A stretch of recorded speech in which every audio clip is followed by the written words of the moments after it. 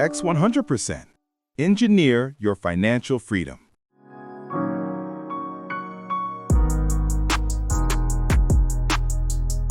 Welcome to The Explainer. Have you ever stared at your savings account and just had that nagging feeling like, is this it? Is my money really doing anything for me? If that sounds familiar, you are in exactly the right place.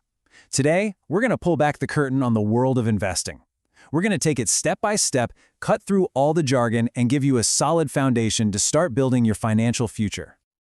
So, here's our game plan. We're going to start with the big question. What's the difference between saving and investing, and why does it matter so much? Then we'll get into the fun stuff, the actual building blocks you'll use. After that, we'll talk about the single most important rule for protecting your cash. Then we'll look at how investors actually decide what to buy, how to place your first trade, and we'll wrap up with the golden rule of it all, how to manage your risk. All right, let's dive right in. People throw the words saving and investing around like they're the same thing, but they're not at all. They're two completely different tools for two completely different jobs, and getting this right from the start is absolutely crucial. Okay, I know this is going to sound a little weird, but stick with me. You work hard, you put money in the bank, you see the balance go up a tiny bit each month from interest, so it's growing, right? Well, what if I told you that while that number is inching up, the actual power of your money, what it can buy you, might actually be going down every single day?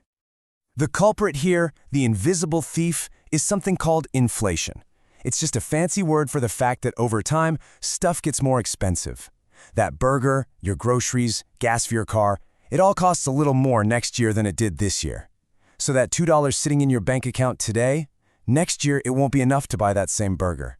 Inflation is silently, constantly eating away at your savings. And that's exactly why this difference is so important.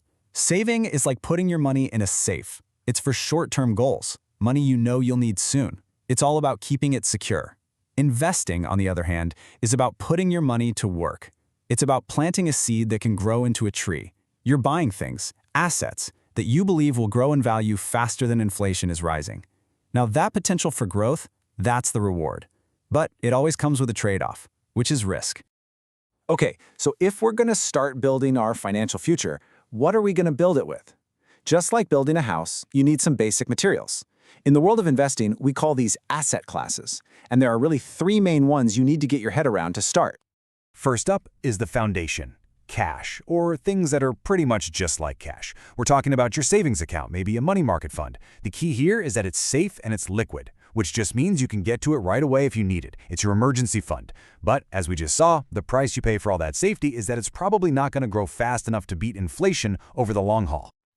All right, next up we have bonds. The simplest way to think about a bond is that you are playing the role of the bank. You're lending your money to a big organization, like a company or even the government. In return, they give you an IOU that says, we promise to pay you back in full on this date, and along the way, we'll give you regular interest payments.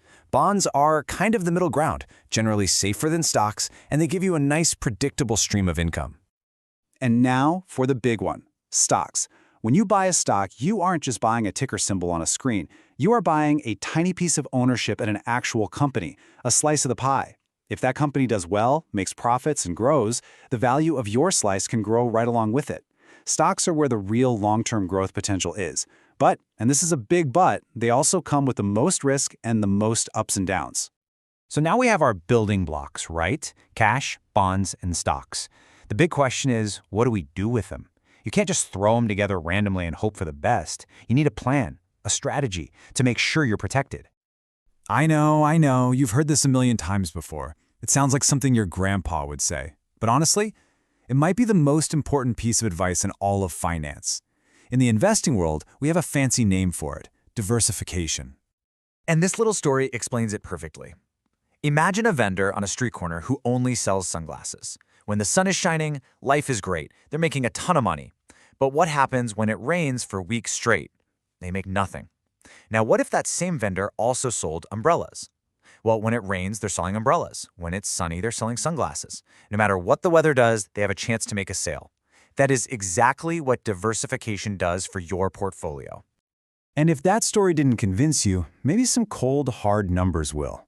Look at this. This shows what can happen during a really bad market crash. The portfolio that put all its eggs in one basket gets crushed, down a whopping 30%.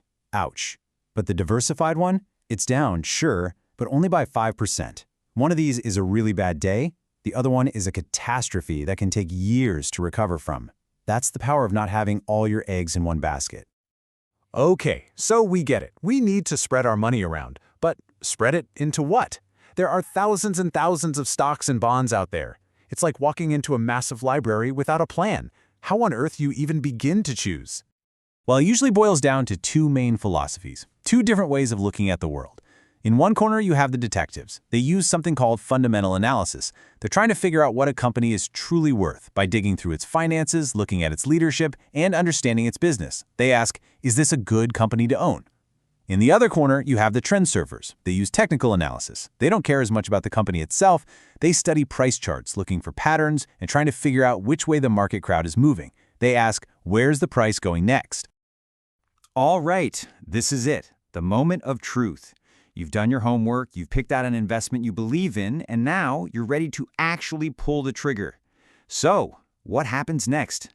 Let's walk through the nitty-gritty of how you actually buy something.